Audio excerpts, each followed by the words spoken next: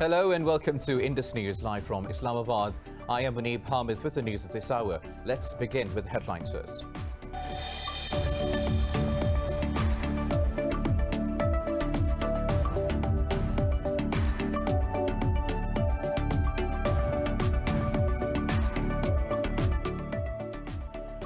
Azerbaijan says 12 civilians have been killed in Armenian missiles attack on Ganja city.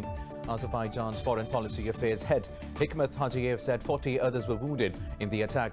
Hajiyev said targeting densely populated civilian areas shows complete immorality of Armenia's political military leadership. More than 600 people have been killed since the war started on the Nagorno-Karabakh region.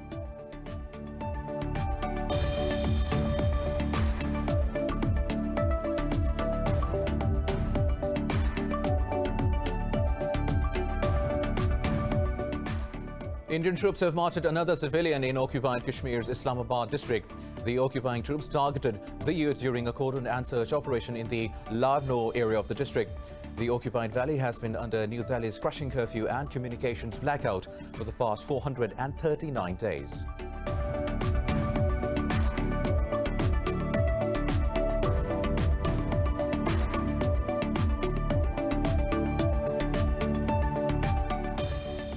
Millions in New Zealand are voting in the country's general elections. The vote was scheduled in September but was postponed by a month after a renewed COVID-19 outbreak. Opinion polls put Prime Minister Jacinda Ardern on course to win a second term due to her successful handling of the coronavirus pandemic.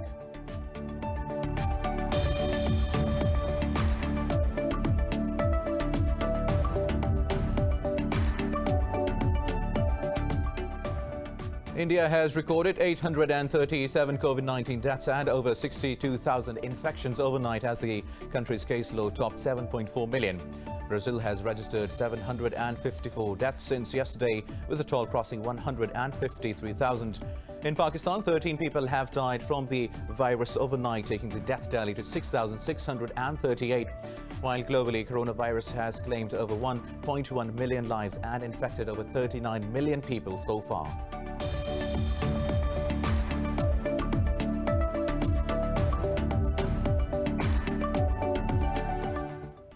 News in detail coming up after a short break. Stay tuned.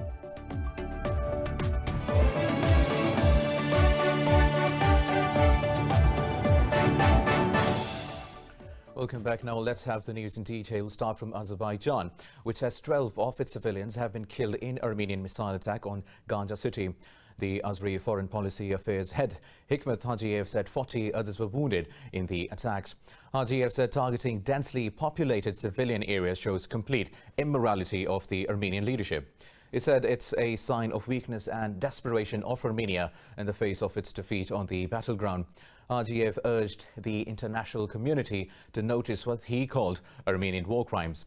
More than 600 people have been killed since the war started on the Nagorno-Karabakh region on the 27th of September. Now, Indian troops have martyred another civilian in occupied Jammu and Kashmir's Islamabad district. The occupying troops targeted the youth during a cordon and search operation in the Larno area of the district. The military crackdown in the area is still underway. Earlier, Pakistan's Foreign Office strongly condemned India's aggression against civilians in the occupied valley. In a press briefing, spokesperson Zahid Hafiz Chaudhry said Indian forces have martyred more than 300 Kashmiris in a year. The occupied valley has been under New Delhi's crushing curfew and communications blackout for the past 439 days. Meanwhile, the European Union has imposed targeted restrictive measures on 7 recently appointed ministers in Syria. In a statement, the European Council said the curbs were imposed over violent repression against Syria's civil population. It said the sanctions will include a travel ban on ministers and freeze their assets as well. The statement said with the recent move, 280 people have become subjected to European Union sanctions. It said the EU remains committed to find a lasting political solution to the Syrian conflict under international law. Now, the Council keeps developments in the Syrian conflict under constant review. Any decision to prolong the sanctions is for the Council to take an annual basis. Now, Israel has stopped issuing visas to United Nations human rights workers in Palestine. This forced 9 employees of the Office of the UN High Commissioner for Human Rights to leave Israel and the occupied territories. In February, Israel suspended its ties with the UN agency after it unveiled a list of companies working in illegal settlements in the West Bank. Human Rights Watch says such steps are part of a strategy to muzzle documentations of Israel's repression of Palestinians. The rights group said Israel has failed in its goal of silencing criticism as activists are working as strongly as before. Israel also banned a Palestinian pop star from returning home after he released a video calling for resistance against Tel Aviv. Now, Yemen's warring parties have exchanged hundreds more prisoners under a deal struck in Switzerland last month. Planes took off from Yemeni airports on the second and final day of an operation to fly about 1,000 men home. Welcoming the release, the International Committee of the Red Cross said over 1,000 prisoners were returned home. It said 352 prisoners were exchanged today after more than 700 were swapped yesterday. The warring sides had agreed in 2018 to swap 15,000 detainees split between both sides to pave the way for political negotiations. Now, Yemen has been at war since the Houthi rebels ousted the government from power in Sana'a in late 2014. French President Emmanuel Macron says the European Union summit has reaffirmed the bloc's support for Cyprus and Greece. After the summit, Macron said the EU is willing to hold dialogue with Turkey regarding the Eastern Mediterranean. Meanwhile, German Chancellor Angela Merkel said Ankara's actions are provocative and regrettable. She said further development of EU and Turkey relations is in the interest of both sides. European Union Council President Charles Michel said they have planned a summit in December to tackle the situation in the contested waters. Now, the bloc has so far failed to persuade Ankara to stop exploring in waters disputed by Greece and Cyprus. Meanwhile, Turkey's President Recep Tayyip Erdogan says Ankara will never recognize the annexation of Crimea. It says Turkey supports Ukraine's sovereignty, territorial integrity and political unity. In a joint conference with Ukrainian President Volodymyr Zelensky in Ankara, Erdogan said ties with Kiev can be enhanced in many fields through a win-win approach. It said Turkey sees Ukraine as an important country to establish peace and security in the region.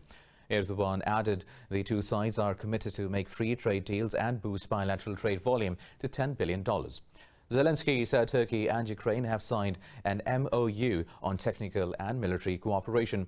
He stressed Kiev is ready to further enhance the strategic partnership with Ankara. Moving on, the US says there are reports that Turkey has fired a missile to test its Russian-made S-400 defense system.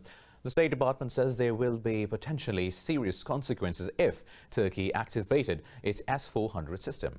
State Department spokesperson Morgan Ortagus said Washington condemns Ankara's missile test launch. She said it is incompatible with Ankara's responsibilities as a NATO ally and strategic partners of the US. The Pentagon says the S-400 should not be activated. A Pentagon spokesperson said Turkey has already been suspended from the F-35 program. It said the S-400 continues to be a barrier to progress elsewhere in the bilateral relationship. Turkey's defense ministry says it will neither deny nor confirm the missile tests. Now, the United States rejects Russia's proposal for a one-year unconditional extension of the New START arms control treaty. U.S. National Security Advisor Robert O'Brien said Washington cannot accept the proposal, with Russia not freezing nuclear warheads. In a series of tweets, he said the United States hopes Russia will re-evaluate its position before a costly arms race ensues. Earlier, Russian President Vladimir Putin said the treaty must be extended without conditions before it's too late. It would be very regrettable if the treaty disappeared and was not replaced by another similar fundamental document. In the past, the New START treaty worked. It worked well, fulfilling its fundamental role as a constraint, curbing the arms race and controlling weapons. It's clear we have new weapon systems that the Americans don't have. For the moment, in any case, we're open to discuss this issue as well. Well, signed in 2010, the New START limits the numbers of strategic nuclear weapons that Russia and the US can deploy. The treaty is set to expire in February. Now moving on, violent scuffles break out between Thai police and anti-government protesters. The demonstrators defied a ban on large gatherings for a second day to call for the resignation of Prime Minister and a reduction in the King's powers. Police fired stinging liquid from water cannons at protesters in Bangkok. Protest leaders say the dictatorial government is using violence to disperse the people's movement. Without commenting on the protest, King Maha Vajiralongkorn urged people to love the country. Since last week, nearly 50 protesters have been arrested. 2 activists have been charged with attempting violence against the Queen and could face life sentence. Police said they are abiding by the international standards to disperse the demonstrations. Anti-government protests began last year after a court banned an opposition party critical of the ruling elite. Now, India has recorded 837 COVID-19 deaths and over 62,000 infections overnight as the country's caseload topped 7.4 million. Brazil has registered 754 deaths since yesterday, with the toll crossing 153,000. While globally, coronavirus has claimed over 1.1 million lives and infected over 39 million people so far. More details in this report. The second wave of COVID-19 continues to exert pressure on Europe. Germany, Greece and Slovenia set new records of infections just a day after Italy, Portugal and Lithuania hit their single-day highs. The governments continue to impose stricter restrictions across the continent to contain the virus. In Belgium, hospitals risk running out of beds as infections soar and the country imposes new curbs. Restaurants and cafes will have to close for a period of 1 month. There will be an evaluation in 2 weeks. And there will also be a large-scale support package to help cafes and restaurants to help them through this clearly very difficult time. The sale of alcohol will be prohibited after 8 p.m. There will be a curfew between midnight and 5 a.m. Only 5 countries, including Brazil, Argentina and Mexico, account for 80% of the Latin America's COVID-19 infections. The pandemic has not only devastated the region's economies, but also put a huge strain on its social and cultural lives. Mexico's indigenous people face uncertainties as COVID-19 stems the annual tradition of visiting cemeteries on the Day of Dead. Right now we planted 50% of what we plant every year because we have suffered because of the plants that we've been left with that we had to throw out. There have been many losses this year. The situation in India remains grim as the country continues to witness world's highest number of daily deaths. Meanwhile, the Chinese mainland reported 13 new imported cases in the past 24 hours. Meanwhile, in Pakistan, 13 more people have lost their lives to COVID-19 during the last 24 hours. The Health Ministry says the countrywide death toll has risen to 6,638. The ministry said 641 people tested positive overnight. It said there are 9,174 active COVID-19 cases in the country. The ministry added, out of nearly 322,000 cases, over 306,000 have recovered so far. It said more than 141,000 cases have been detected in the southern province of Sindh, while Punjab has reported some 101,000 cases. Now, in the United Kingdom, a London court has ordered to immediately freeze all 6 trust properties controlled by the MQM founder Altaf Hussain. This includes the palatial house in West London, where Hussain currently resides with his bodyguards. The freezing order says Hussain and his associates can stay in the properties pending the outcome of the case. The case was brought up by the MQM Pakistan, claiming to be the beneficial owner of these properties. Under the court order, the properties cannot be sold. The court also made an order for costs against the MQM UK on part of the case, which is yet to be assessed. The court did not give an order to the MQM Pakistan on the monthly rent. These properties are valued at more than $19 million. More news coming up in this bulletin after a short break. Stay tuned.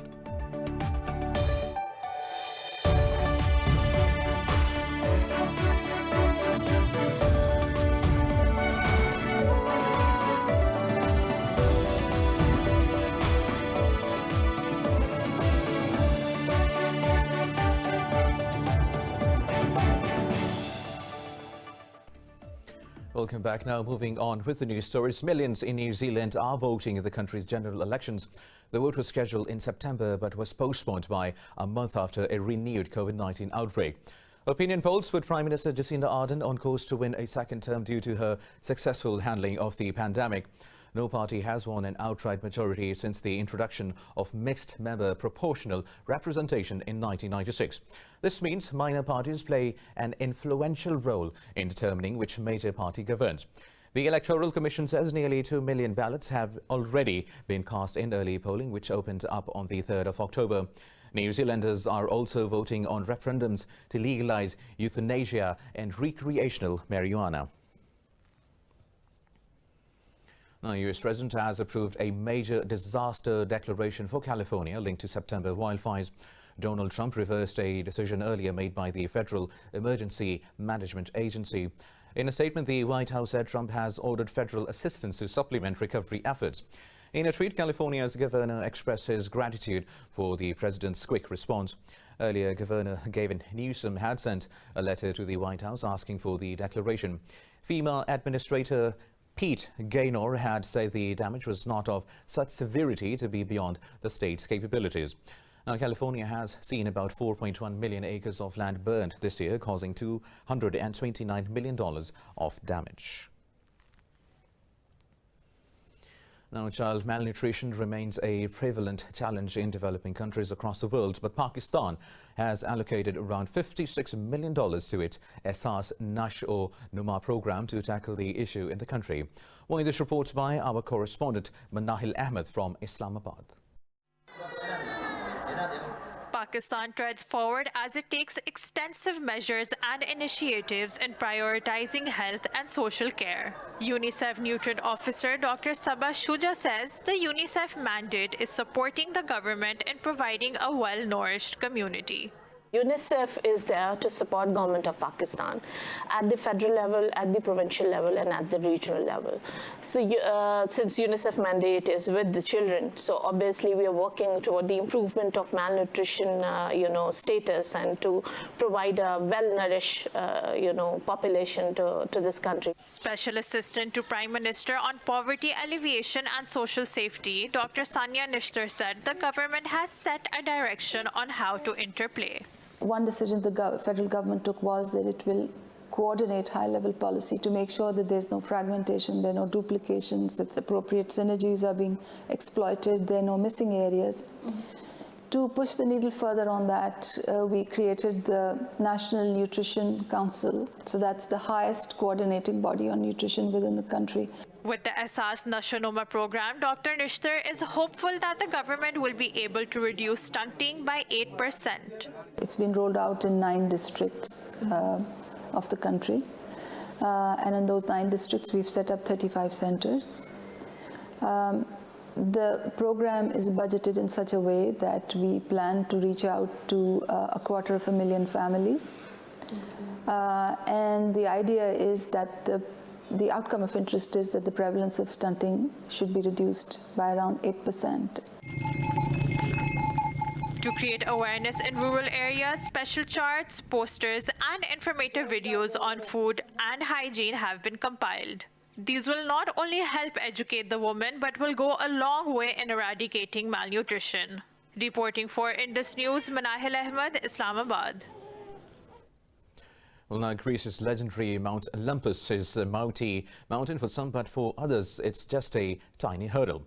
Olympus is notable in Greek mythology as the home of the ancient god Zeus.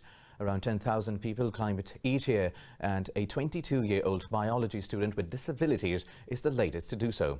This report has more details.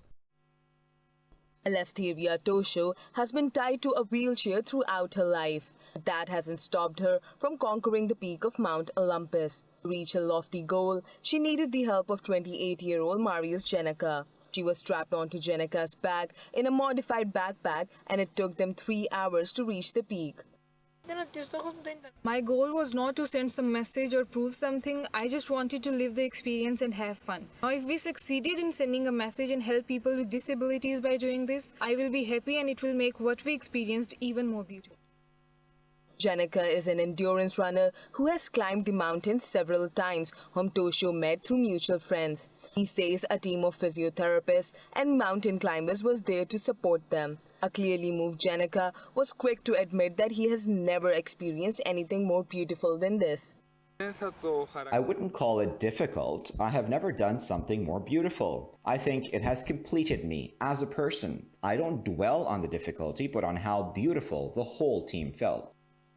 Toshio says she just can't find the words to express what she felt when she reached the peak of Olympus. She says she will do it again, as well as other extreme sports. Though Toshio says her goal was not to send a message, but she has undoubtedly become an inspiration for people with disabilities everywhere.